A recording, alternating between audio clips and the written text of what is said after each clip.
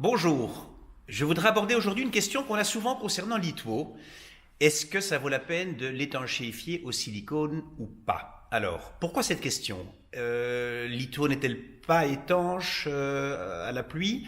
En fait, oui et non. Vous devez savoir qu'aucune trottinette électrique sur le marché n'est réellement IP54 ou même 65. IP54, c'est simplement une protection contre les projections d'eau. Ce qui veut dire qu'a priori, aucune trottinette sur le marché n'est garantie en cas de dommages causés par l'eau. Alors, l'Itwo a parfois une réputation de ne pas être très étrange. Ce n'est pas grave. Vous devez savoir qu'elle a bien évolué depuis quelques années, que les versions 2019 sont beaucoup plus étanches qu'avant, même si vous devez quand même faire attention en roulant sur sol détrempé. Alors il y a une chose qu'il faut retenir, c'est que l'Itwo est un petit peu glissante sur sol mouillé, étant donné qu'elle est des pneus durs, donc gardez ça quand même à l'esprit. Les nouvelles gommes tendres ont vraiment amélioré les choses.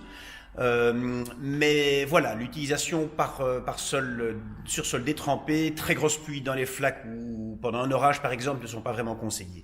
Alors c'est pas parce que vous allez rouler sous la pluie de manière intense que votre trottinette va tomber en panne.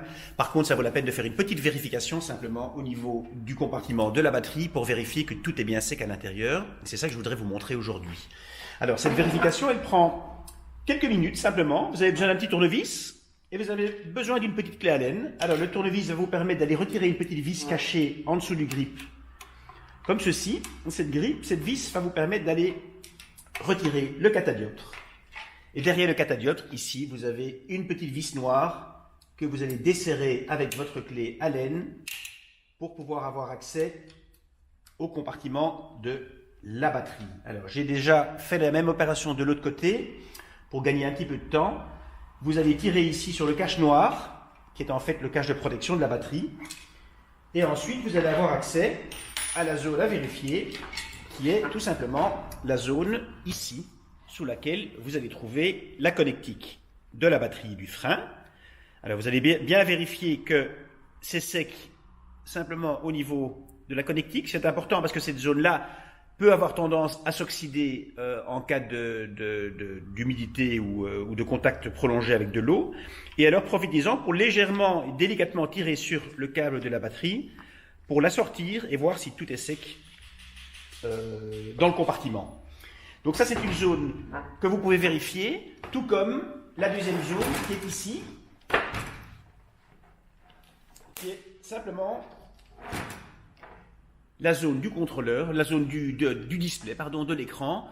Vous avez 4 petites vis, 1, 2, 3, 4, que je ne vais pas retirer ici. Vous pouvez enlever très facilement. L'idée étant de voir de nouveau si tout ce qui se trouve derrière le display est bien sec. Alors, je vais remettre la trottinette à sa place.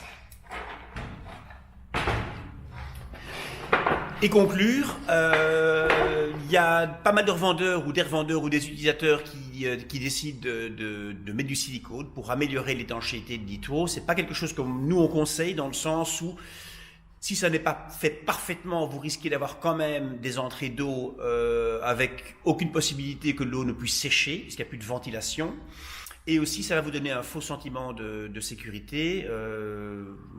Vous allez imaginer que la trottinette est parfaitement étanche, que vous allez pouvoir rouler sous la pluie, alors que la petite vérification que j'ai faite ici en quelques minutes n'est pas compliquée et vous permettra visuellement de vérifier que vous n'avez pas d'eau à l'intérieur.